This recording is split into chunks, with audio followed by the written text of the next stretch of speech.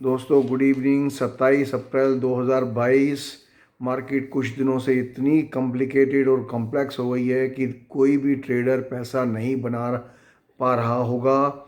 जितने भी TV analyst हैं, जितने भी यूट्यूब के एनालिस्ट हैं, जितने भी पोर्टफोलियो मैनेजर्स हैं, जितने भी आप कुछ भी कह लो इन्वेस्टमेंट एडवाइज़र्स हैं, सारे मोस्टली गलत जा रहे हैं इस तरह की। इसमें कहते हैं ना, जिसकी लाठी उसकी भैंस। हमारे इस कॉस्मोस के अंदर एट एनी गिवन टाइम इतने ज़्यादा astro events are taking place कि उसमें से अल्टीमेटली क्या होगा, कौन सा पावरफुल एस्ट्रो इवेंट जो है मार्केट को डायरेक्शन देगा, it is very difficult to जज। अगर कैप सैटर्न अपने जा रहा है एक्वेरियस में, मूल त्रिकोण राशि में जा रहा है, उसका इफेक्ट क्या होगा, या वीनस जा रहा है पाइसिस के अंदर, वाटरी साइन है, वाटरी साइन के अंदर ऑलरेडी जुपिटर बैठा है, नेपच्यून बैठा है, मून जा रहा है। चार प्लैनेट्स एक साथ जब होंगे उनका क्या असर होगा, वीनस और जुपिटर का कंजक्शन होगा, क्या होगा उसका result. Very very complicated, very complicated. इस दौरान जो कुछ 2-3 दिनों के अंदर जो इवेंट्स जो which are going to take place, मैं आपको बताऊं। 27 तारीख को मरकरी का और जुपिटर का सेक्सटाइल एस्पेक्ट है। 27 तारीख को वीनस पाइसिस में एंटर होगा। 27 तारीख को मून जो है वो पाइसिस में होगा। पाइसिस एक वाटरी साइन है, उसमें ऑलरेडी जुपिटर और नेपच्यून बैठे हैं। तो चार प्लैनेट एक साथ वाटरी साइन के अंदर। सन ऑलरेडी एग्जॉल्टेड है एरिस के अंदर, वो फेरी साइन है। और उसके अलावा सैटर्न जो है वो जा रहा है अपनी दूसरी राशि एक्वेरियस में फ्रॉम कैप्रिकॉर्न, जो उसकी मूल त्रिकोण राशि है, उसका इफेक्ट क्या होगा। और उसके अलावा जो है वीनस भी एंटर करे, वीनस तो 27 तारीख को एंटर कर जाएगा उसमें। और प्लूटो रेट्रोग्रेड हो रहा है 30 तारीख को। और 30 तारीख को कितने सारे इवेंट्स हैं। 30 तारीख को अगर आप देखो तो वीनस और जुपिटर का कंजक्शन है। 30 तारीख को ही सोलर एक्लिप्स है, तो अमावस भी है, और प्लूटो भी रेट्रोग्रेड हो रहा है। इतने सारे complex aspects, very difficult, making very difficult for anybody to predict the market. इस दौरान हमने जो आज भी जो पोजीशन क्रिएट की है, मैं आपको साथ शेयर कर रहा हूँ। जो मैंने अपने, हमारे जो पेड सब्सक्राइबर हैं उनको हमने कहा है कि आज का दिन और कल का फर्स्ट हाफ हो सकता है वीक हो, कल का सेकेंड हाफ मतलब 28, कल फ्राइडे है, कल का थर्सडे है, F&O की क्लियरिंग भी है, कल का सेकेंड हाफ। और सेकेंड ऑफ मई जो मंडे है, मार्केट बुलिश रहने की पूरे उम्मीद है। उस वजह से हमने आज निफ्टी और बैंक निफ्टी में बाइंग पोजीशन क्रिएट कराई है मे फ्यूचर्स में, मे सेगमेंट के अंदर। एवरेज प्राइस था हमारा 17,030 का निफ्टी फ्यूचर का, और बैंक निफ्टी का एवरेज प्राइस है 36,002। ये हमने बाइंग कराई है इन मे futures, which can be liquidated, part of it can be liquidated on tomorrow maybe, और otherwise on second। इसके अलावा जैसे मैं बार बार बोलता हूँ, I believe not buying in call और put option but selling put and call option, क्योंकि हम यहाँ से मार्केट में थोड़ी तेज़ी एक्सपेक्ट कर रहे हैं अगले 3-4 दिन।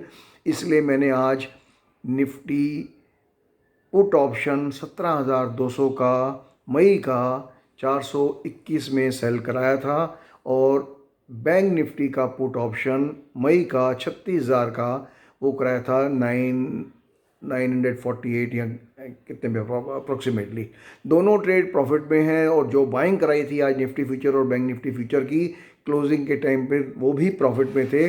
But I am expecting more rice tomorrow as well as on second, तो maybe we will hold these positions for next 2-3-4 days। और ख़ासकर जो मैंने पुट ऑप्शन बिकवाया है, जो सजेस्ट किया है, उनको जो रिकमेंड किया है, वो तो मैं डेफिनेटली होल्ड करूँगा 2 ऑफ मई तक। टेक्निकली कुछ स्टॉक्स बहुत ज़्यादा ओवरसोल्ड हैं, उनमें एक शार्प रिकवरी आ सकती है। पर्टिकुलरली आईटी स्टॉक्स जो बहुत गिर चुके हैं, उनमें कभी भी अच्छी रिकवरी आ सकती है। उसके अलावा मेटल स्टॉक एक बार शायद थोड़े सा बाउंस बैक करें 8-10 दिन के लिए, क्योंकि कुछ स्टॉक मैंने कहा कि 2 मई के बाद गिरना शुरू करेंगे, और बाकी स्टॉक्स 9 तारीख प्लस माइनस 1-2 दिन ले लो, उसके वहाँ से गिरना शुरू करेंगे। तो यहाँ से लेकर के 9 तारीख तक जो सेक्टर मुझे ठीक लग रहे हैं उसमें ऑटो ठीक लग रहा है, आईटी ठीक लग रहा है, मेटल ठीक लग रहा है, सीमेंट स्टॉक्स शायद सेकंड को पिक आउट कर जाएंगे, उसके बाद उसमें करीब 4 हफ्ते का फॉल है। ये मैं आपको थोड़ा सा मैं पहले गाइड कर रहा हूँ। This is my personal view. मैं जैसा पहले बोल चुका हूँ कि I am a qualified astro technical analyst, लेकिन मैं सेबी में रजिस्टर्ड नहीं हूँ, और यहाँ पे मैं जो भी व्यूज़ अपने दे रहा हूँ स्टॉक मार्केट के बारे में बेस्ड ऑन एस्ट्रोलॉजी, ये मेरे पर्सनल व्यूज़ हैं। ये कोई सोलिसिटेशन नहीं है कि आप भी ये बाय करो या सेल करो। मैंने जो आज अपने पेड सब्सक्राइबर को जो मैंने आज कॉल्स दी हैं, मैं वही आपके साथ शेयर कर रहा हूँ। मेरी अपनी कोई पोजीशन स्टॉक मार्केट में नहीं होती है, ना ही मेरे किसी रिलेटिव्स की या कोई स्टाफ की कोई पोजीशन नहीं होती है।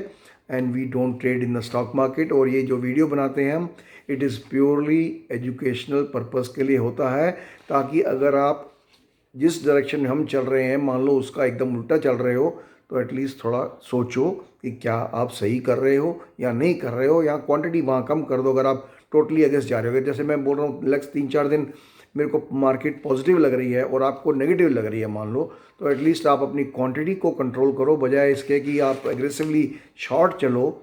मैंने तो शेयर कर दिया कि मैंने आज क्या करवाया है, तो आपको सूट करता है तो आप भी उसमें पार्टिसिपेट कर सकते हैं, नहीं करता तो आप प्लीज़ साइड में रह के आप देख सकते हैं कि क्या होता है मार्केट को। 4 मई प्लस माइनस 1 डे अच्छा डिक्लाइन मार्केट में आ सकता है, ये मैं लास्ट वीडियो में भी बता चुका हूँ। 4 तारीख प्लस माइनस 1 डे, वो 3 तारीख भी हो सकता है, 5 तारीख भी हो सकता है, और 4 को ज़्यादातर चांसेस यही है कि 4 तारीख को ही मार्केट गिरने की चांसेस हैं। तो इस बात को आप ख्याल रखिए, और इस इन्फॉर्मेशन जो मैं दे रहा हूँ उसको आप कैसे यूटिलाइज़ कर सकते हैं।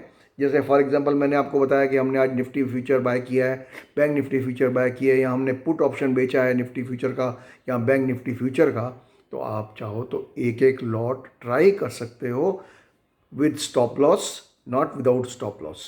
आप ट्राई कर सकते हो, अगर आपको लगे कि आपको फ़ायदा हुआ है तो आप क्वांटिटी बढ़ाओ, नहीं तो आप छोड़ दो। और जो मैं बोल रहा हूँ जैसे 4 तारीख को हमें उम्मीद है कि मार्केट में एक अच्छी गिरावट आ सकती है। आजकल अच्छी गिरावट का कोई डेफिनेशन नहीं है।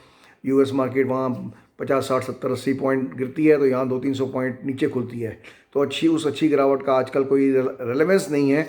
लेकिन फिर भी एस्ट्रोलॉजिकली 4 तारीख को मार्केट में अच्छी गिरावट की उम्मीद है, और बहुत सारे सेक्टर्स या बहुत सारे स्टॉक्स या इंडेक्स भी है, हो सकता है 9 मई तक चलें, पॉजिटिव रहें।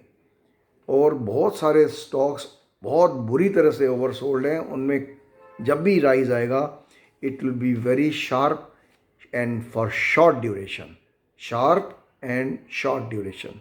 तो दोस्तों जस्ट मेरे को आज दिल किया कि मैं आपके साथ ये अपनी इन्फॉर्मेशन शेयर करूं।